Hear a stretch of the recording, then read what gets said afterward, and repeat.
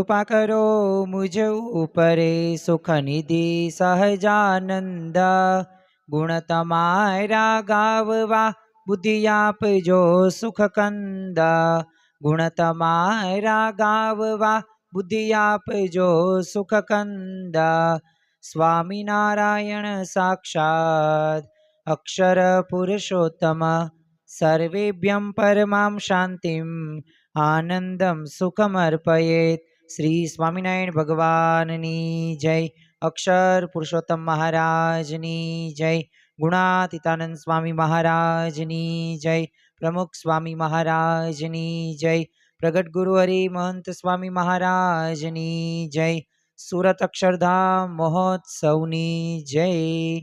दरेक दिव्य हरिभक्तोने ग्रीष्म पारायणना तृतीय दिनना जय स्वामी नारायण।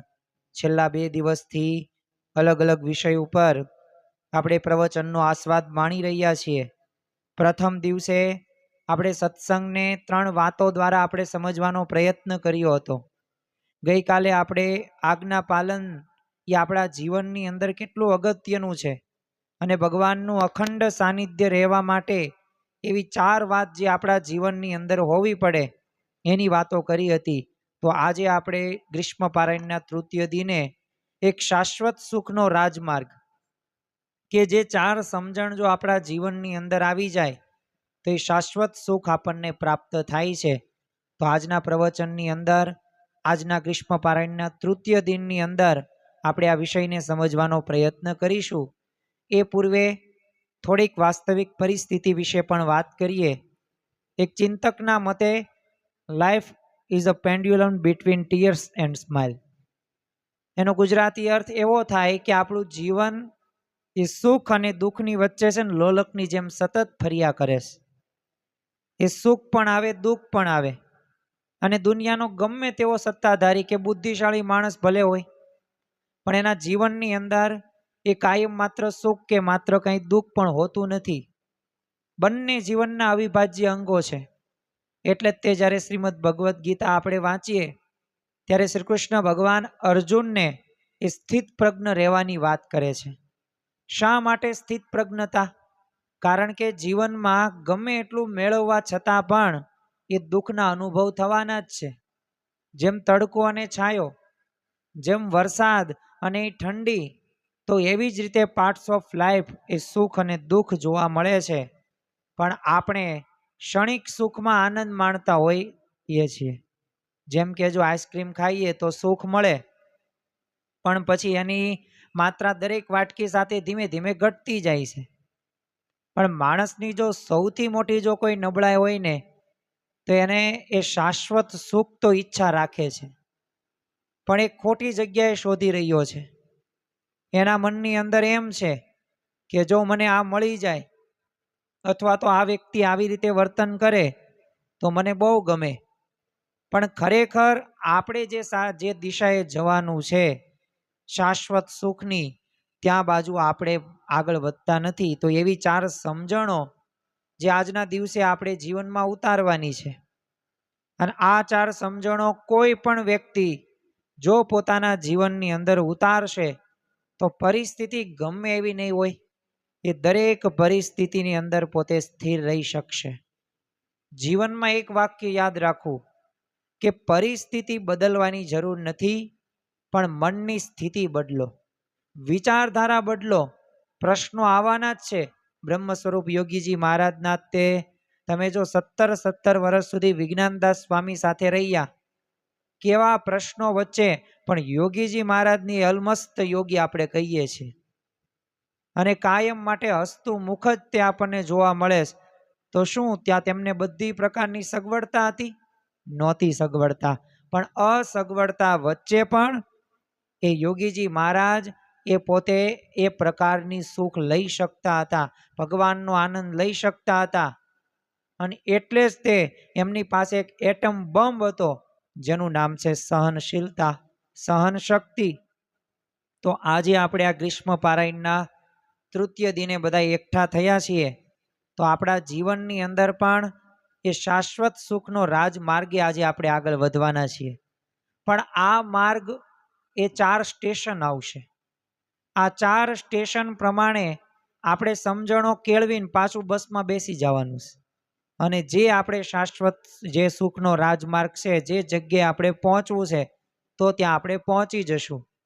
અમદાવાદમાં ટ્રાફિકની જેમ જો માણસ તમે જો ભૌતિક ઈચ્છાઓ પૂરી કરવા માટે આખો દિવસ આંધળી ભાગદોડ કરે છે, પણ અંદરથી ખાલીપો અનુભવે છે, અપૂર્ણતા અનુભવે છે. ઘણી વખત માણસ હતાશ નિરાશ થઈ જાય છે કે મારા જીવનની અંદર મારે કરવાનું છે શું થઈ રહ્યું છે.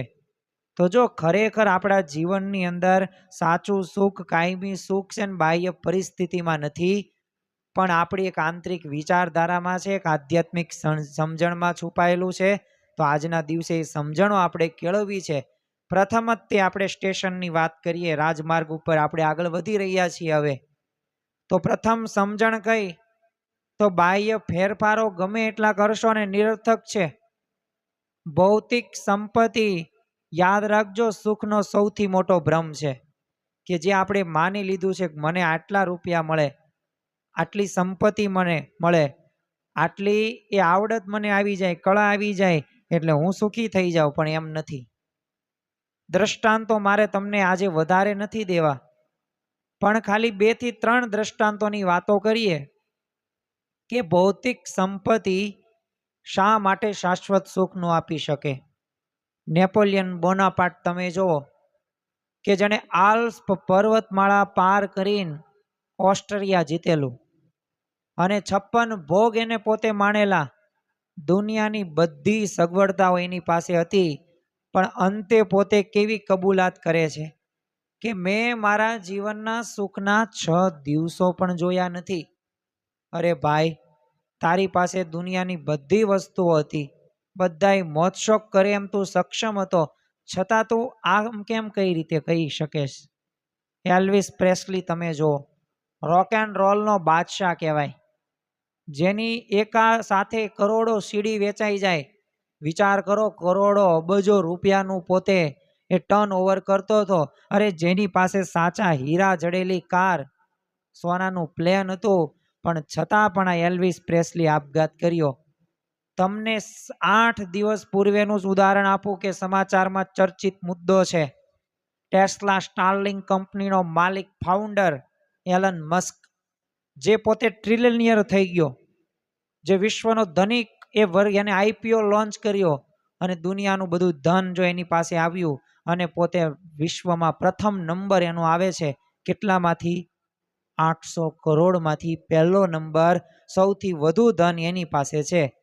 પણ તમને આશ્ચર્ય થશે કે એને પોતાનું રહેવાનું ઘર નથી, પોતે ભાડે રહે છે. તો જો એને પોતે આગળ જે સ્પેસની અંદર, ઇન્ટરનેટની અંદર, એઆઈની અંદર એને જે આગળ વધવું છે તો એના માટે પ્રયત્ન કરે છે. તો આપણે ધન સંપત્તિ, મકાનમાં, જાયદાદમાં, આમાં બધામાં માનીએ છીએ. તો આ બધાએ તે જો પોતે કંઈક તો એવું સમજેલા છે.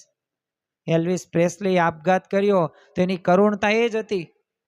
લોકો જો જેના ઓટોગ્રાફ માટે પડાપડી કરતા, એના પ્રસાદી નામ કહેવાય ને કપડાં લાખોમાં વેચાતા, પણ છતાં પણ જો આંતરિક શાંતિ એને ન મળી. જો તમે 500 રૂપિયાના પલંગમાં સુવો કે 50 કરોડમાં, ઊંઘ તો છે ને 8-10 કલાકની સમાન જ આવે. તમારે 50 કરોડના પલંગમાં ચોરી થવાના ટેન્શનથી ઊંઘ ઉડી જાય છે અમુકની. અને વધુ સંપત્તિ હોય ને તો વધુ ચિંતા થાય છે, વધુ આવક આવે ને તો વધુ ફેલ ફિતૂર થાય છે. તો જો સુખ પલંગમાં નથી, સુખ છે ને ઊંઘમાં છે. એમ આપણે છે ને સુખ માટે માત્ર બાહ્ય ઉપકરણો વધારીએ છીએ, ભૌતિક સંપત્તિ વધારીએ છીએ, પરંતુ જે મનથી સુખ ભોગવવાનું છે ને, જે મનની શુદ્ધિ માટે જે પ્રયત્નો કરવાના છે ને, એના માટે કોઈ પ્રયત્ન કરતું જ નથી. તો આ પ્રથમ સ્ટેશને જે આપણે પહોંચ્યા અને પ્રથમ સ્ટેશનની જે વાત કરી, પ્રથમ સમજણની વાત કરી કે બાહ્ય ફેરફારો એ નિરર્થક છે. ગમે એટલું તમે બહારના વ્યક્તિઓ, પરિસ્થિતિ, સમય બદલવાનો પ્રયત્ન કરશો, નહીં બદલાય. કારણ કે પ્રાણ ને પ્રકૃતિ રહીને એ બધું સાથે આવે ને સાથે જાય. પોતાના વાતાવરણની અંદર એને નક્કી કરેલું છે કંઈક વ્યક્તિ પ્રત્યેનો અભિગમ. તમે એને ગમે એટલો સમજાવવાનો પ્રયત્ન કરશો, નહીં સમજાય. નહીં સમજી શકે તમને, બીજાને સમજી શકશે પણ તમને નહીં સમજી શકે. તો એને બદલવાની જરૂર નથી. તમે તમારા મનની સ્થિતિ બદલો. જો મનની સ્થિતિ બદલશો તો આપોઆપ તમને શાંતિ આવી જ જશે. બીજી સમજણ, બીજા સ્ટેશનની આપણે વાત કરીએ કે શાશ્વત સુખના રાજમાર્ગ માટે જરૂરી છે કે છે ને માનસિક સ્વાસ્થ્ય જરૂરી છે. એટલે કે મન તંદુરસ્ત હોવું જરૂરી છે. દેખાતું નથી, અદ્રશ્ય જીવનનો આ પાયો છે પણ જરૂરી છે. ગ્રહ અને નક્ષત્રો છે ને આમ દેખાય છે, પણ એમને ટકાવી રાખનાર ગુરુત્વાકર્ષણ બળ દેખાય છે? નથી દેખાતું. ખોરાક વગર ચાલે પણ હવા વગર ન ચાલે. એમ આપણે છે ને શારીરિક તંદુરસ્તી માટે જીમ અને આમ જોગિંગ તો કરીએ જ છીએ, પણ મનને સ્થિર ને પ્રફુલ્લિત રાખવા માટે તો એના માટે કોઈ પ્રયત્ન કરતા જ નથી. બાહ્ય રીતે તો જો યાદ રાખજો 20% જ ભાગ છે, પણ 80% તો આપણા મનની સમજણો અને એ પાયો રહ્યો ને એ દેખાતો નથી. એ જ મુખ્ય છે. મૂળ રહ્યું ને મૂળ, એ દેખાતું નથી, પણ જેટલું તમને ઘટાદાર વૃક્ષ એ તમને ઊંચું જોવા મળશે ને એટલો જ પાયો એનો ઊંડો પણ જોવા મળશે. તમે જો આજે નાની નાની ઘટનામાં માણસ પોતે એ બેબાકળો થઈ જાય છે, ચિંતામાં આવી જાય છે, જમવાનું પોતે છોડી દે છે, તો આ બધું શું દર્શાવે છે? મન તંદુરસ્ત નથી, મનનું સ્વાસ્થ્ય સારું નથી. ગુજરાતીમાં એક કહેવત છે કે જેને મન જીત્યું એને જગ જીત્યું. તમે તમારા મનને કાબુમાં વશમાં ન વર્તાવી શક્યા તો દુનિયાના વ્યક્તિઓ એ તમને વશમાં વર્તાવશે અને અંતે એ તમે દુઃખી જ થવાના છે. યોગીજી મહારાજ જો આફ્રિકા ગયા તો ત્યારે એક ભક્તના છે ને 20-30 રૂમના બંગલામાં બેઝમેન્ટની અંદર એનો 16 વર્ષનો એક જે પોતે પાગલ એક દીકરો પાંજરામાં પૂરેલો હતો. અને આ જોઈને યોગી બાપાએ દ્રશ્ય જોઈને પછી બોલેલા કે જો અઢળક ધન સંપત્તિ હોય પણ જો મન સ્વસ્થ ના હોય ને તો એ સંપત્તિ કે ધન પણ શું કામનું. એક વાત યાદ રાખવી કે જો શાંતિનો સૌથી મોટો જો કોઈ દુશ્મન હોય ને તો એ અહંકાર છે ને ઈર્ષ્યા જ છે. આપણે આવતીકાલે ચતુર્થ દિને વાત કરવાના છીએ વિનાશનું મૂળ કારણ અહંકાર કઈ રીતે છે. પણ જો એક વાત યાદ રાખવી કે જ્યાં સુધી એ મનમાં રાગ હશે, દ્વેષ હશે, હઠ હશે, માન હશે, ઈર્ષા હશે, મમત્વ હશે, ત્યાં સુધી ગમે તેવી સફળતા તમને મળશે ને તો જીવનમાં શાંતિ નહીં મળે. જો સફળ ડોક્ટર બનવું અને સફળ પતિ ને પત્ની બનવું ને બંને અલગ છે. સારો એન્જિનિયર બની શકાય પણ સારા પિતા બનવામાં છે નિષ્ફળ પણ જઈ શકાય છે. એક આપણે દંપતીનો પ્રસંગ જોઈએ તો 12મું ધોરણ એક યુવક અને યુવતી એક ક્લાસની અંદર સાથે જ ભણે છે. પોતે એવી કંઈક મદદ કરી એમને કંઈક એસાઇનમેન્ટની, તો એમાં ધીમે ધીમે એમને પ્રેમ થઈ ગયો અને ખરેખર આંખોમાં દરિયો દેખાય એવી રીતે બધી કાલ્પનિક બધી વાતો કરે અને નક્કી કરી નાખ્યું કે આપણે બંનેને સાથે એ લગ્ન કરવાના છે. હવે MBBSની અંદર એ પોતે અભ્યાસની અંદર એમને પૂર્ણ કર્યો, સારી એવી કારકિર્દી બનાવી. હવે જો લગ્ન કરવા માટે પણ એમને ધીરજ દાખી, કારણ કે એ જ્યાં જે એનો જે પુરુષ હતો તો એ તો ડૉક્ટર તો બની ગયો પણ હવે એના પિતા માનવા તૈયાર નહોતા આ રીતના. એટલે બંને નક્કી કરી નાખ્યું કે આપણે જ્યાં સુધી સંમત ન થાય ને ત્યાં સુધી લગ્ન નહીં કરીએ. ધીરજ કેટલી કરી તો 38 વર્ષે તે જ્યારે એના પિતા ધામમાં ગયા અને પછી આ પતિ અને પત્ની આમ સ્વાભાવિક રીતે થયા, ધામધૂમથી લગ્ન કર્યા, પ્રી વેડિંગ શૂટ કર્યું, ભવ્ય રિસેપ્શન પણ આયોજન કરવામાં આવ્યું. કારણ કે પોતે MBBS હતા અને સારી એવી કારકિર્દી, સારો એવો અભ્યાસ પણ પૂર્ણ કર્યો. પણ તમને આશ્ચર્ય થશે 6 મહિનામાં છૂટાછેડા. કેમ? પત્નીની કમાણી અને પ્રતિષ્ઠા વધતા પતિના મનમાં ઈર્ષા થઈ અને 18 વર્ષનો પ્રેમ એ જો માત્ર 6 મહિનાની અંદર એ લગ્ન જીવનમાં એ અહંકારના કારણે તૂટી ગયો. તો જો બાહ્ય ડિગ્રી કે સત્તા સુખ નથી આપતા, આંતરિક સંબંધો ટકાવી રાખવા માટે મનની શુદ્ધિ અને નમ્રતા અનિવાર્ય બાબત છે. એ મનની શુદ્ધિ અને પવિત્રતા માટે છે ને પરિસ્થિતિ નહીં, પોતાને બદલો. હવે પોતાને બદલવા માટે પણ કેવો વિચાર રાખવાનો છે, કેવો અભિગમ રાખવાનો છે? તો સવળો અભિગમ રાખવાનો છે. જો ગરમી પડે ને તો આપણે એસી ચાલુ કરીએ છીએ, વરસાદમાં આપણે શું રેનકોટ પહેરીએ છીએ, ઠંડીમાં સ્વેટર પહેરીએ છીએ. તો જો આપણે કંઈ વાતાવરણ તો બદલતા નથી, પણ એમાં આપણે જાતે એડજસ્ટ થઈ જઈએ છીએ. બજારની અંદર કાંકરા પથ્થરો બધું હોય, પણ ચંપલ પહેરી લો કંઈ વાંધો નહીં આવે, બૂટ પહેરી લો નહીં વાંધો આવે. તો એમ છે ને આપણે થોડુંક ફરિયાદ મુક્ત જીવન કરીએ. You can not change to the atmosphere, you have to adjust. પરિસ્થિતિ વ્યક્તિનો વાંક કાઢવાની શાંતિ નહીં થાય અને મળશે નહીં. પોતાને જ બદલવું પડશે. અને એ પોતે ક્યારે બદલી શકાશે? કે જ્યારે આપણે નક્કી કરીએ કે મારે બદલવું છે.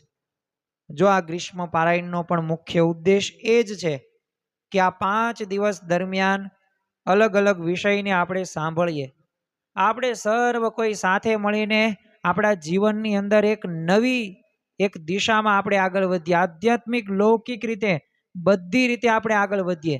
એ જ મુખ્ય આયોજન એના માટે થયેલું છે. મધ્યવર્તી વિચાર પણ આપણો એ જ છે કે આ 5 વિષયોને આપણા જીવનમાં આપણે અપનાવીએ અને ખરેખર શાંતિના રાજમાર્ગ ઉપર આપણે આગળ વધીએ. થોડાક દ્રષ્ટાંતોની પણ વાતો કરીએ.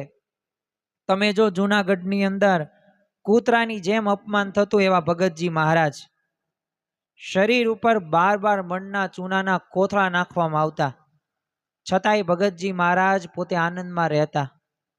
તમે જો ભગતજી મહારાજ તો કહેતા, ગુણાતીતાનંદ સ્વામી મારું એવું બખ્તર ઘડ્યું છે ને કે મને કોઈ ટોચો લાગવા દીધો જ નથી. તો જો આંતરિક સુખ એ બાહ્ય પરિસ્થિતિ ઉપર આધારિત નથી. કોઈ તમારા માટે જો ખરાબ બોલે કે વિચારે તો દુનિયાને સ્પષ્ટીકરણ આપવાની જરૂર જ નથી, એને આપવા જવાનું નથી. સમય આવે ત્યારે સત્ય સમજાશે. તમે અંદરથી આનંદ લેતા શીખી જાઓ. દુનિયાના કોઈ વ્યક્તિ તમને દુઃખી નહીં કરી શકે, પણ દુઃખી થાવ છો એના કારણ તમે પોતે જ છો. હવે તમે તે તમારા પગ ઉપર કુવાડી મારો તો દુઃખી થવાના જ છો. અને જો જીવનમાં એક સુવર્ણ નિયમ યાદ રાખો કે સોચ કો બદલો સિતારે બદલ જાયેગે, सोच को बदलो सितारे बदल जाएंगे, नजर को बदलो नजरिया बदल जाएगा. ये कश्तियां बदलने की जरूरत नहीं, कश्तियां बदलने की जरूरत नहीं, दिशा को बदलो किनारे बदल जाएंगे, दिशा को बदलो किनारे बदल जाएंगे. एम बधु बदलवानी जरूर नहीं. તમે પોતે તમારી દિશા બદલો. તમે એવો સવળો અભિગમ રાખો કે જેથી તમારું મન તંદુરસ્ત થાય અને ખરેખર એના જીવનની અંદર તો જ તે તમને સુખી થાવ. જો દરેક ઘટનાની અંદર કંઈક સકારાત્મકતા શોધવાની કળા શીખી જાઓ તો મન અવશ્ય તંદુરસ્ત થશે અને એ જ આપણી સાચી સંપત્તિ છે. બાકી જો પૈસા ને ધન આજે છે અને કાલે નથી, તે કાલે ન હોય તો આજે છે, એ તો પરિસ્થિતિઓ તો આમથી આમ ફેરફાર થવાની જ છે. શાસ્ત્રીજી મહારાજ કહેતા કે સંસાર ઊંટના પેસણા જેવો છે, એટલે એ પરિસ્થિતિ તો રહેવાની જ છે. આપણે એક જ પ્રસંગ જોઈએ, માળિયા હાટીનાનો 1953નો પ્રસંગ. બ્રહ્મ સ્વરૂપ યોગીજી મહારાજ, મોટા સ્વામી, હવે નિર્ગુણ સ્વામી પોતે ઘોડાગાડીમાં જતા હતા. તો ખાડો આવ્યો ને તો ઘોડાગાડી પલટીને ખાઈ ગઈ. તો બોલો 3 અલગ અલગ પ્રતિક્રિયા આપી. હવે મોટા સ્વામી અકળાઈ ગયા અને ઘોડાગાડી વાળાને ઠપકો આપવાનું શરૂ કર્યો. નિર્ગુણ સ્વામી હતા એ ગભરાઈ ગયા અને ભીડ ભેગી પછી તો થઈ ગઈ એમના લીધે. હવે યોગીજી મહારાજ હતા ને પોતે હસતા હતા અને તાળીઓ પાડતા હતા. અને એમને કીધું કે ઓહો પરચો થયો, પરચો થયો. તે બધા પૂછ્યું આ નિર્ગુણ સ્વામીએ અને મોટા સ્વામી શું પરચો આમાં થયો. પછી પૂછ્યું ને ત્યારે યોગી બાપાએ હસતા હસતા કીધું કે આપણે બધાય પડ્યા પણ કોઈના પ્રાણ ન ગયા તો એ મોટામાં મોટો પરચો કહેવાય. કેવી સકારાત્મકતા, કેવો દ્રષ્ટિકોણ. ગોંડલની અંદર તમે જો યોગી બાપા બિરાજમાન હતા, મચ્છરનો ત્રાસ હતો, ઊંઘ ન આવી. સવારમાં બધા સંતો ભક્તોએ કીધું કે મચ્છર બહુ હતા, ઊંઘ ન આવી. અને ત્યારે યોગી બાપાએ શું કીધું, ના ના સારું કહેવાય, ભગવાનનું અખંડ ભજન તો મચ્છરોએ કરવા દીધું. બોલો મચ્છરોનો ગુણ. આ પ્રકારની જો જીવન ભાવના એમના જીવનમાં જોવા મળે છે. તમે જો કિસ્સા ગૌતમી અને એક ભગવાન બુદ્ધનો એક દિવ્ય સંવાદની વાત આપણે સાંભળી હશે, ટૂંકમાં આપણે કહીએ તો હવે આ કિસ્સા જે ગૌતમી હતી એની તે દીકરો હતો એ મૃત્યુ પામ્યો, એટલે પોતે શોકમગ્ન થઈને એ આ ગૌતમ બુદ્ધ પાસે, ભગવાન બુદ્ધ પાસે આવીને કહે છે કે મારા દીકરાને તમે સજીવન કરો. શરત મૂકી પાછી કે ગમે એમ કરીને કરો. તો બુદ્ધે શું કીધું, ભગવાન બુદ્ધે કે એવા ઘરેથી એક વાટકી લોટ લઈ આવ્યું કે જ્યાં ક્યારેય કોઈનું મૃત્યુ ન થયું હોય. હવે કિસ્સા ગૌતમી તો પોતે બસ એક જ તે વાટકી લોટ લેતા હોઉં, હમણાં જ લેતા હોઉં. આખા ગામમાં ગઈ, કોઈ ઘર એવું મળ્યું જ નહીં. પછી એને સત્ય સમજાઈ ગયું કે આ મૃત્યુ લોક છે, જે આવ્યું છે ને એ જવાનું જ છે. તો જો પરિસ્થિતિ ન બદલાય પણ જો વિચારધારા બદલાતા શાંતિ મળી ગઈ, તો એમ આપણે છે ને સકારાત્મકતા તરફ આગળ વધવાનું છે. જે સકારાત્મકતાથી આગળ વધ્યા છે એના જીવનની અંદર એ આગળ વધ્યા જ છે પોતે. તો સવળો અભિગમ રાખો, અવળો અભિગમ નહીં. સવળા વિચારથી જ શાંતિ રહી શકે છે, બાકી પરિસ્થિતિ તો આવવાની જ છે. અને એ પરિસ્થિતિમાં આપણે સ્થિત પ્રજ્ઞ રહેવા માટે એ આવા વિચારો અને આવા વિષયોને આપણે આત્મસાત કરવા જ પડશે. પછી આપણે એક વાત એ પણ કરીએ કે શાશ્વત સુખના રાજમાર્ગની અંદર આ બે વાત તો આપણે સમજ્યા કે બાહ્ય ફેરફારો નિરર્થક છે, પણ આપણે બીજો જે સમજણ જોઈ કે આપણે તંદુરસ્ત આપણે મન રાખીએ, સવળા સકારાત્મકતાથી જોઈએ, તો એનાથી આપણે શાશ્વત સુખ લઈ શકીએ છીએ. પણ હવે ત્રીજું આપણું સ્ટેશન, ત્રીજી એવી સમજણ, અને એ કઈ છે, તુલનાત્મક જીવન રહ્યું ને એને આપણે છોડી દઈએ. આપણે જે કમ્પેરિઝન કરીએ છીએ ને એને મૂકી દઈએ, કારણ કે તુલનાત્મક જીવન રહ્યું ને એ વ્યક્તિને ઘણું બધું દુઃખી કરે છે. એટલે જ તે જો મૂળ અનાદિ અક્ષર મૂર્તિ ગુણાતીતાનંદ સ્વામીએ એ સુખી થવાની ચાવી આપણને એમની વાતોની અંદર આપી છે. ગુણાતીતાનંદ સ્વામી કહે છે કે જો તમારે સુખિયા થવું હોય ને તો તમારા જે દુખિયા હોય ને એનો વિચાર કરવો, તો તમે અવશ્ય સુખી રહી શકશો. પણ આપણી તો કેવી ઊંધી જ તે માનસિકતા છે. ભગવાને આપણને અલ્ટો ગાડી આપી હોય ભગવાનની દયાથી, આપણે મહેનત કરીને મેળવી હોય ભગવાનની કૃપાથી, તો આપણે છે ને રોડમાંથી જતા હોય તે બાજુમાંથી આમ ઓડી ગાડી પસાર થાય ને એટલે તરત તે કમ્પેરિઝન કરીએ, તરત તુલના કરીએ, તો ક્યારેય સુખ આવે ન આવે. હવે આપણે જો ગમે એટલું અલ્ટોન લીવર ગમે એટલું ન દબાવીએ તો ઓડીને ઓવરટેક કરી શકશું નહીં, કરી શકીએ, વાસ્તવિકતા છે. તો એ સ્વીકારીએ અને અલ્ટોની મુસાફરીની મજા માણીએ. ખોટું ઓડી કાર જોઈને કંઈ દુઃખી થવાની જરૂર નથી. સંતોષી નર સદા સુખી, દરેકમાં આપણે સંતોષ રાખીએ અને તો જ આપણે સુખી થશું. બાકી તો જો તૃષ્ણા પરમ દુઃખમ, માણસની ઈચ્છા રહીને એ જ માણસને દુઃખી કરે છે. ફરિયાદ કરવાને બદલે એ વિચારો કેટલાય લોકો પગપાળા ચાલે છે, સાયકલ ઉપર જાય છે, પબ્લિક ટ્રાન્સપોર્ટની અંદર ધક્કા ખાય છે, અડધી કલાક સુધી રિક્ષાની જે હોય કોઈ પણ પ્રકારની એ વ્યવસ્થાની એ રાહ જોવે છે, ક્યારે બસ આવે ને હું જાઉં. તો ભગવાને મને ગાડી આ તો આપી છે, તો જો આ સવળો વિચાર હોય ને તરત આપણને શાંતિ આપે છે. પણ તુલનાત્મક, તો તુલનાનો ત્યાગ કરીએ તો શાંતિ મળશે. બાકી જો તુલના દુઃખ જ આપે છે. મોટા ભાગના દુઃખ આપણી પાસે શું છે એનાથી નથી આવતા, પરંતુ બીજાની પાસે શું છે ને એની સરખામણી કરવા જ આવે છે. એટલે સંતોષ જ શાશ્વત સુખનો પાયો છે, અને એ પાયાને બરાબર રીતે આપણે એ યાદ રાખવાનો છે.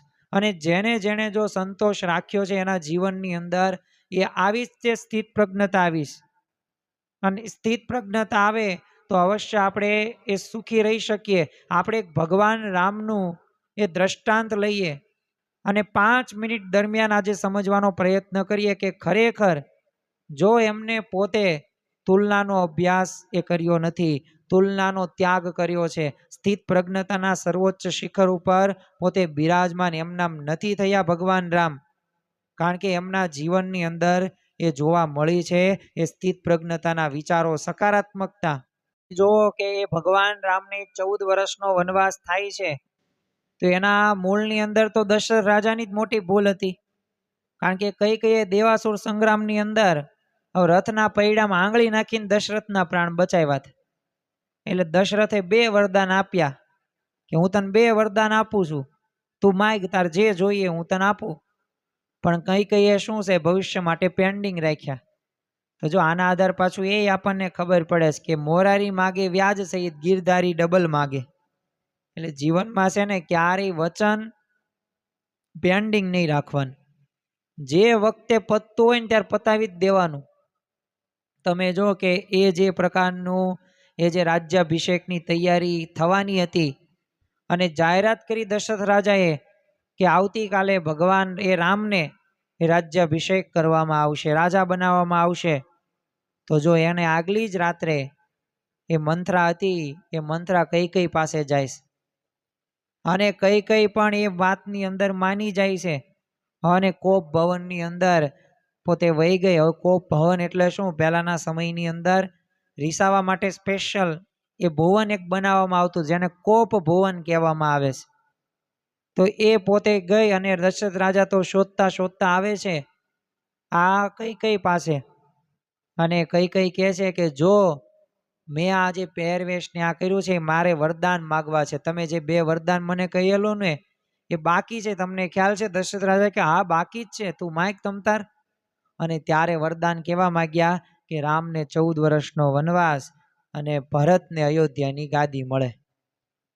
તો જો વાલ્મીકી મુનિ નોંધે છે કે રાજ્યાભિષેકની જાહેરાત વખતે જે રામના મુખ ઉપર જેવો આનંદ હતો ને તો એવો જ અખંડ આનંદ એ વનવાસની જાહેરાત વખતે પણ હતો. અને ખરેખર રઘુકુલ રીત સદા ચલી આયે, પ્રાણ જાય પણ વચન ન જાય. જો ભગવાનનો સવળો અભિગમ હતો. સોનાના પલંગને બદલે જમીન ઉપર સુવાનું હતું. 56 ભોગના બદલે કંદમૂળ ખાવાના હતા. પરિસ્થિતિ સંપૂર્ણ બદલાઈ ગઈ હતી પણ જો મનની એ પ્રજ્ઞા અડગ રહી. ભગવાને કોઈનો વાંક ન કાઢ્યો, કોઈ ઉપર દોષોના ટોપલા ન ઢોળ્યા અને કેવી સવળી સમજણ રાખી. તો તમે વિચાર કરો, દુઃખ આવ્યું, 14 વર્ષનો વનવાસ આવ્યો, પૂરો થયો અને પછી તમે જુઓ કે પુષ્પક વિમાનમાં આવે છે. સૌ પ્રથમ માતા કૌશલ્યા માતા નથી મળતા પણ કઈ કઈને પગે લાગે છે અને 14 વર્ષના વનવાસ પછી ભગવાન રામે કઈ કઈને કીધું કે તમે કોઈ પણ પ્રકારની ભૂલ નથી કરી, તમે શોભ ન પામો. તમે મારા ઉપર 8 મોટા ઉપકારો કર્યા છે અને 8 ઉપકારો રહ્યા એ જો રામાયણની અંદર પણ લખવામાં આવ્યા છે. ભગવાન રામે 8 ઉપકારો કીધા. એમાં પ્રથમ કીધું કે તાત સ્નેહો એટલે કે પિતાનો સ્નેહ, કે મારા વનમાં જવાથી પિતાએ પ્રાણનો ત્યાગ્યા. એમના મારા પ્રત્યેનો કેવો અગાધ પ્રેમ હતો ને એ તો તમારા લીધે મને ખ્યાલ આવ્યો કે પિતાનો સ્નેહ કેવો હતો. એ ભરતનો મહિમા મને સમજાણો તમારા લીધે, કારણ કે ભરતને તો રાજપાટ મળતા હતા પણ છતાં પણ મારી પાદુકા ગાદી ઉપર મૂકી અને એના ત્યાગનો જો મહિમા મને સમજાણો. એ પણ પોતે મારી જેમ વલકલ વસ્ત્રો પહેરીને 14 વર્ષ વનમાં પોતે રહ્યા. તમારા લીધે એ પુરુષમ વાયુ સુનો, એ હનુમાનજીનો પુરુષાર્થ, એ જો વાયુપુત્ર હનુમાનજીની અદ્ભુત બળ અને સમર્પણની ખબર તમારા લીધે પડી. એ સંખ્યમ ચાપી કે સુગ્રીવની એ મિત્રતા, કારણ કે નિસ્વાર્થ મિત્ર કેવો હોવો જોઈએ એની પ્રાપ્તિ તમારા લીધે થઈ. એ સૌમિત્ર ભક્તિ હોય એટલે કે લક્ષ્મણની ભક્તિ. કારણ કે તમે વિચાર કરો, લક્ષ્મણ પોતાની પત્નીને છોડીને 14 વર્ષ સુધી ઊંઘ્યા વગર એ રામ ભગવાનની સેવા કરે. તો જો 5મો એ ઉપકાર એ કઈ કઈને સંભળાવે છે. પછી આગળ 6થા ઉપકારની વાત કરી કે સીતા સત્યમ. લંકામાં તમે જો કે અગ્નિ પરીક્ષા દ્વારા સીતાની પરમ પવિત્રતા એ આખા જગતને સમજાઈ ગઈ. અને 7મી ઉપકારની વાત કરે છે નિજ ભુજ બલમ, કે સ્વયં બાહુબળ, મારા પોતાના ભુજબળ અને સામર્થ્યની એ દુનિયાને જો પ્રતીતિ થઈ ગઈ, હું રાવણને મારી શક્યો.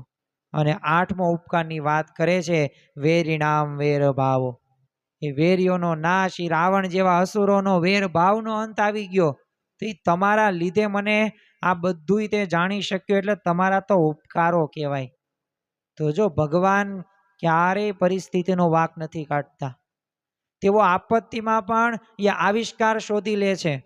જ્યારે આપણા જીવનની અંદર આપણે તો ગમે ત્યારે નકારાત્મકતા આપણા જીવનની અંદર હોય છે. જો નકારાત્મકતાથી બહાર આવીએ અને એક આધ્યાત્મિક સમજણ આપણે કેળવીએ, અને એ આધ્યાત્મિક સમજણ એટલે કે આજનો શાશ્વત સુખનો રાજમાર્ગનું ચોથું સ્ટેશન, અંતિમ સમજણ, એટલે કે ભગવાન સર્વ કરતા હર્તા છે. જે પણ કઈ ઘટના બને છે ને એમાં ભગવાન જ કરતા હર્તા છે.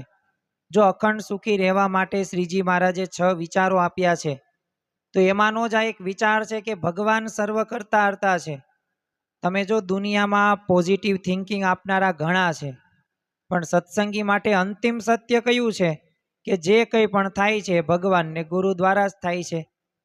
અને ભગવાનની મરજી વગર કોઈથી તણું પણ હલાવ્યું હલતું નથી. શા માટે? કારણ કે દાસના દુશ્મન હરિ કેદી હોય નહીં, જેમ કરશે તેમ સુખ જ થશે. તો પ્રમુખ સ્વામી મહારાજનું પણ જો આ પ્રિય વાક્ય હતું કે ભગવાન જે કંઈ કરશે તેમાં આપણું સુખ જ છે.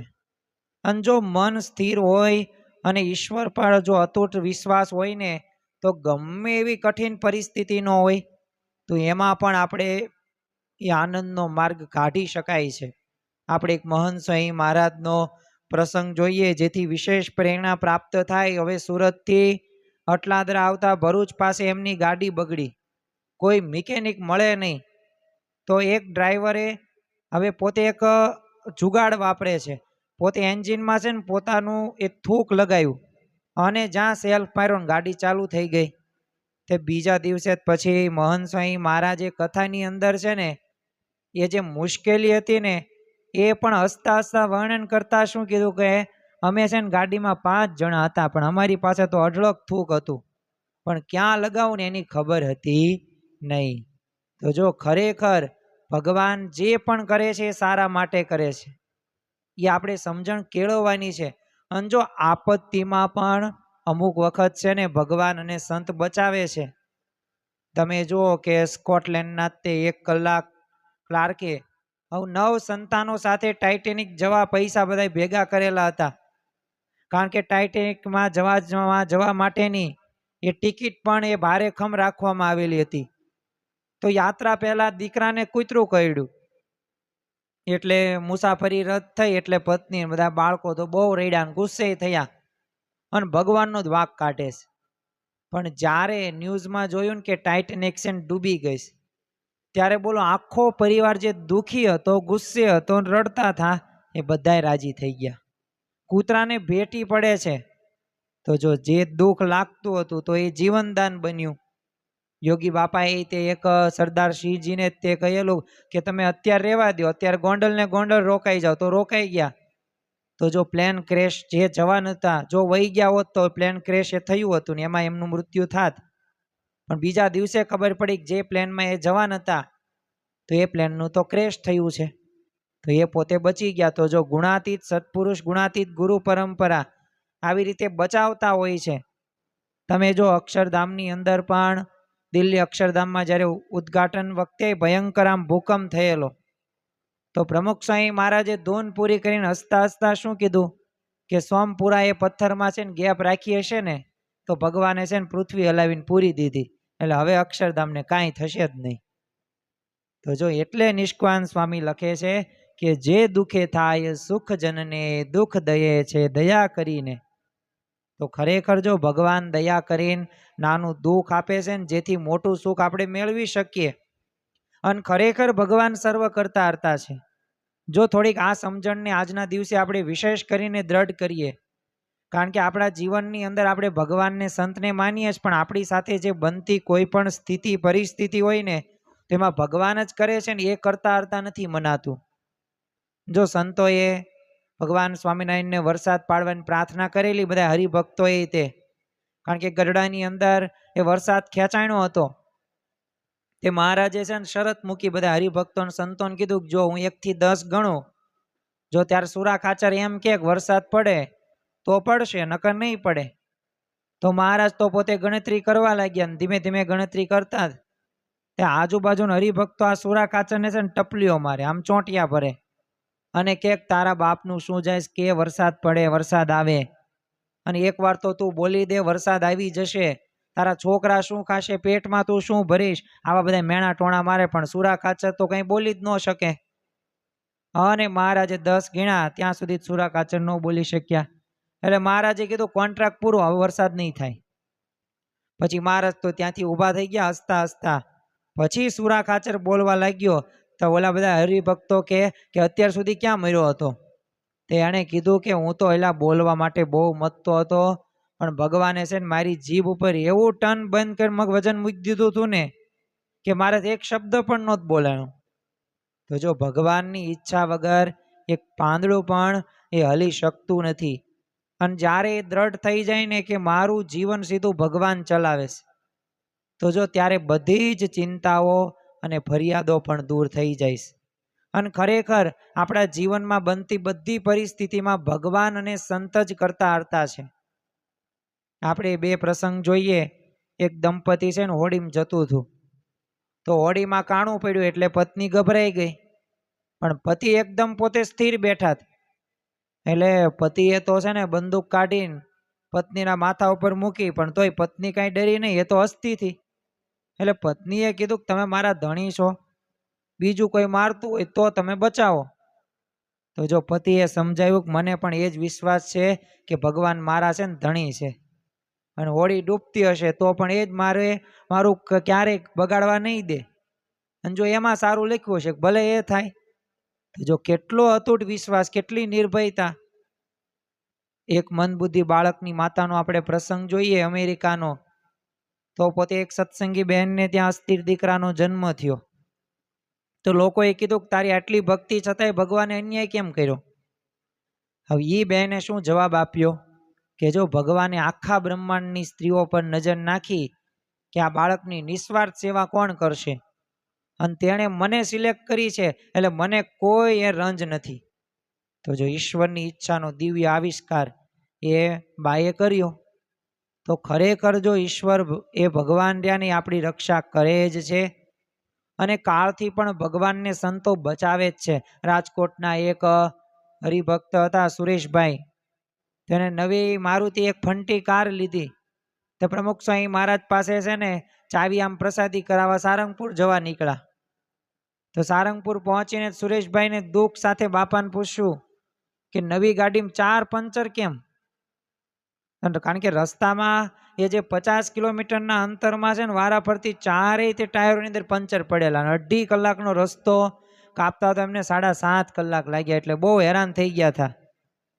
અને બાપા આ ભાવમાં આવીને બોલી ગયા કે સુરેશ, તારા માથા ઉપર છે ને ભયંકર કાળ ભમતો હતો, એટલે તારું છે ને મૃત્યુ થવાનું હતું, પણ તું દર્શને આવતો હતો ને એટલે મહારાજે પંચર પાડીને તને મોડો કરી નાખ્યો. તો જો ગજ કાતર લઈને બેઠો છે દરજી, એ વધઘટ સરખી કરે છે ભગવાન. ક્યારેય આપણું ખોટું નહીં કરે, આપણી સંભાળ જ લેશે. અને વિપરીત પરિસ્થિતિઓમાં પણ પાછળ છે ને ભગવાનનું મોટું રક્ષણ છુપાયેલું છે, પણ એ રક્ષણને આપણે વ્યવસ્થિત રીતે સમજવાનું છે. તો ખરેખર આ ગ્રીષ્મ પારણ્યના તૃતીય દિને આ ચોથી સમજણ, ચોથું સ્ટેશને આપણે પહોંચ્યા, તો બરાબર રીતે દ્રઢ કરીને રાખવાનું છે. અને ખરેખર આ 4 મુદ્દા આપણા જીવનની અંદર આપણે દ્રઢ કરીને જવાનું છે. આજે આ ગ્રીષ્મ પારાયણનું તૃતીય દિન પૂર્ણ થાય પછી આપણે ભૂલી નથી જવાનું, કારણ કે આપણે શાશ્વત સુખના રાજમાર્ગમાં જવું છે. તો એના માટે ભૌતિક સંપત્તિ, પદ કે પ્રતિષ્ઠાથી ક્યારેય તે તમને શાંતિ નથી મળવાની. એટલે બાહ્ય ઉપકરણો છે ને વધારવાથી ખાલી આમ સુખનો ભ્રમ થાય છે, બાકી બીજું કંઈ થતું નથી. તો જો મન તંદુરસ્તી રહીને એ જ સાચી સંપત્તિ છે. એ સુખ અને શાંતિ અંતરની વસ્તુ છે. એ રાગ, દ્વેષ, ઈર્ષા છોડીને જો મનને શુદ્ધ અને સ્થિર રાખશું ને, તો અવશ્ય આપણા જીવનની અંદર શાંતિ થશે. અને જે આપણે હમણાં વાત કરીએ એમ કે તુલનાત્મક જીવન જે આપણે જીવીએ છીએ, ભગવાને જે આપ્યું છે એનો આપણે આનંદ માણીએ. બીજા સાથે સરખામણી કરીને દુઃખી થવાની જરૂર નથી. પોતાની પાસે રહેલી વસ્તુઓ માટે આપણે કૃતજ્ઞતા બતાવવાની છે. અને ખરેખર ભગવાન રામની જેમ કષ્ટોમાં પણ સુખ રહ્યું ને એ શોધતા શીખવાનું છે. અને ચોથી સમજણ એટલે કે જે આપણે વાત કરી કે ભગવાન સર્વ કરતા હરતા છે. તો જીવનમાં જે કંઈ પણ થાય છે એ ભગવાન અને ગુરુ દ્વારા જ થાય છે, અને એમાં આપણું કલ્યાણ છુપાયેલું છે. ભલે આજે આપણને દેખાય કે ન દેખાય, તો જો આ સમજણ જીવનમાં દ્રઢ હોય, આ 4 સ્ટેશન આપણે બરાબર રીતે યાદ રાખ્યા હોય, તો અવશ્ય આપણા જીવનની અંદર એ ભવિષ્યમાં ચિંતામાંથી મુક્ત થઈને આપણે શાશ્વત અને અખંડ સુખનો અનુભવ કરી શકીએ. તો આજના દિવસે મહારાજ સ્વામીના ચરણોમાં પ્રાર્થના કરીએ કે અમારા જીવનની અંદર આવી સમજણો વિશેષ કરીને દ્રઢ થાય અને અમે જે શાશ્વત સુખનો જે રાજમાર્ગ છે એ ઉપર અમે આગળ વધી શકીએ એ જ આજના દિવસે પ્રાર્થના. શ્રી સ્વામિનારાયણ ભગવાનની જય. સ્વામિનારાયણ નારાયણ નારાયણ સ્વામિનારાયણ નારાયણ નારાયણ સ્વામિનારાયણ સ્વામિનારાયણ સ્વામિનારાયણ નારાયણ નારાયણ સ્વામિનારાયણ નારાયણ નારાયણ. શ્રી સ્વામિનારાયણ ભગવાનની જય. આવા જ આધ્યાત્મિક પ્રવચનો સાંભળવા માટે અમારી ચેનલને લાઈક કરો, શેર કરો અને સબસ્ક્રાઇબ કરવાનું ભૂલતા નહીં.